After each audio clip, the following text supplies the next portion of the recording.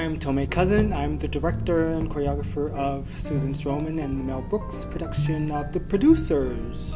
This is a big one. The Producers is probably maybe the biggest production that the Playhouse has ever done.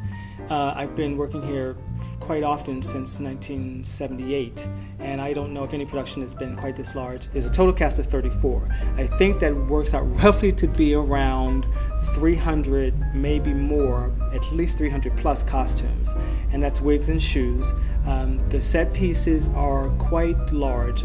They're so large there was a little bit of figuring out of where they had to be stored and how they had to be stored. And because the Playhouse is structured in an old theater standards and not so much of the contemporary theater buildings, the architecture doesn't call for a lot of storage space. So we're using the shop, we're using every little inch of backstage area that can have a set piece stored, costume booth changes.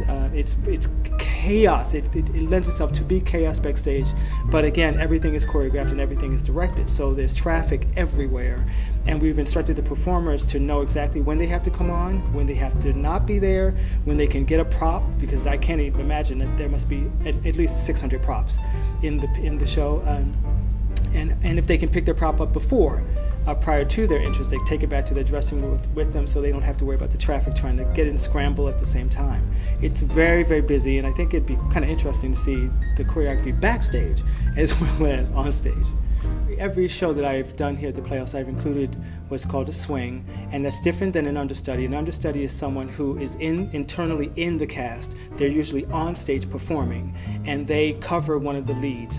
And then if a lead or a principal gets injured or sick, they step into that slot, and then it leaves a hole that someone has to cover. And those are the off-stage swings, and it's usually 2 men and 2 women, and they cover everyone in the show. So they have a book, and they write down every move, every prop, every line that every person that the ensemble members have, so they can jump into the performance at any given time in any role. And it's a very difficult and challenging position to hold in the company. I think that it's a good asset that Point Park allows me to do that process here, because it's a very important thing. And once you have that on your resume, they see it. All the professional directors see it and they go, oh, I get it. And then they check the show and they see what show it is. And something like The Producers will go over like gangbusters if you're a swing, because they know how many roles are involved, and they know how many costume changes are involved, and they know you can handle that. So I think Point Park is very unique in the aspect that they allow me to put that in to every show that comes here. And we have 4 wonderful swings in this production, and we have what we call a swing drill, where we'll run the show and we'll just pull somebody out and have them pop in. And so it's a good training tool. Absolutely.